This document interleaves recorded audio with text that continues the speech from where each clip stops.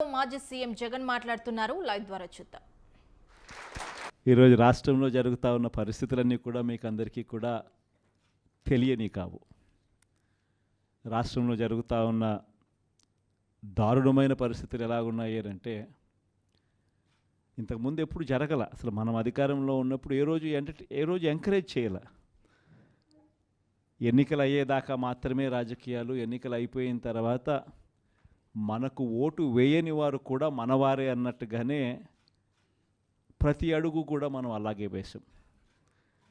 ఏ స్థాయిలో అలా అడుగులు వేశాము అని అంటే ఏకంగా మనకు ఓటు వేయని వారిని సైతం కూడా వెతుక్కుంటూ వెళ్ళి డోర్ డెలివరీ చేస్తూ ప్రతి పథకం కూడా అమలు చేశాం. ఆ స్థాయిలో మంచి చేసే ప్రతి కార్యక్రమానికి శ్రీకారం చుట్టాం. ఎక్కడా కూడా డిస్క్రిమినేషన్ అనేది ఉండకూడదు, ఎక్కడా కూడా కరప్షన్ అనేది ఉండకూడదు అనే ముఖ్యమైన ఉద్దేశాలతో అడుగులు పడ్డాయి. ఎక్కడా కూడా మనకు ఓటు వేశాడా, ఓటు వేయలేదా, నీ కులం ఏమిటి, నీ మతం ఏమిటి, నీ రాజకీయ అఫిలియేషన్ ఏమిటి అని చెప్పి ఇటువంటి ఏవి కూడా ఎప్పుడు కూడా ప్రస్తావనలకు కూడా రాకుండా అడుగులు వేశాం. నా మొట్టమొదట కలెక్టర్ల సమావేశం కానీ, ఎస్పీల సమావేశం కానీ జరిగినప్పుడు ఆ రోజు నేను మాట్లాడిన మాటలు చూసినప్పుడు ఈరోజు చంద్రబాబు నాయుడు మాట్లాడుతూ ఉన్న మాటలు, ఆయన చేస్తూ ఉన్న చేష్టలు రెండు చూసినప్పుడు ఆశ్చర్యాన్ని కలిగిస్తాయి. ఎందుకంటే మనం ఆ రోజు పంపించిన మెసేజ్, ముఖ్యమంత్రిగా మనం ఉన్నప్పుడు పంపించిన మెసేజ్, న్యాయం ధర్మం అన్నది అందరికీ ఒకటే, న్యాయం ధర్మం కాపాడడానికి మనమంతా ఉండాలి అని చెప్పి ఆ రోజుల్లో మనం మాట్లాడితే ఈరోజు మాత్రం ఎలా ఉంది అని అంటే న్యాయం కొందరికి మాత్రమే అన్నట్టుగా తయారు చేశారు ఈరోజు వ్యవస్థను.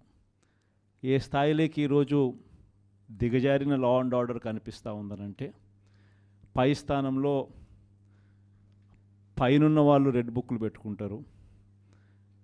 ఆ రెడ్ బుక్లలో మంచి చేసిన వాళ్ళ పేర్లు ఏదైనా పెట్టుకొని వాళ్ళకు మంచి చేసే కార్యక్రమం జరుగుతుందని అంటే అది కాదు.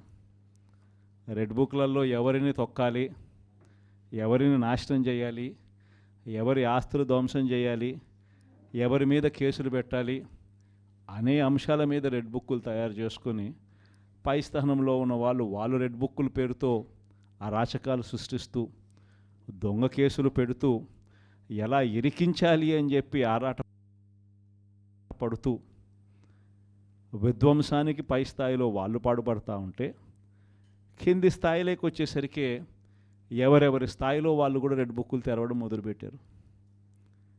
నియోజకవర్గ స్థాయిలో వాళ్ళు, మండల స్థాయిలో ఇంకొకరు, గ్రామ స్థాయిలో కూడా ఇంకొకరు కూడా రెడ్ బుక్స్ ఓపెన్ చేసి వాళ్ళు కూడా విధ్వంసానికి పాల్పడడం జరుగుతూ ఉంది. ఈరోజు ఎక్కడా కూడా న్యాయం కనిపించడం లేదు, ధర్మం కనిపించడం లేదు. పోలీసులు పూర్తిగా ప్రేక్షక పాత్ర వహిస్తూ ఉన్న పరిస్థితులే కనిపిస్తూ ఉన్నాయి.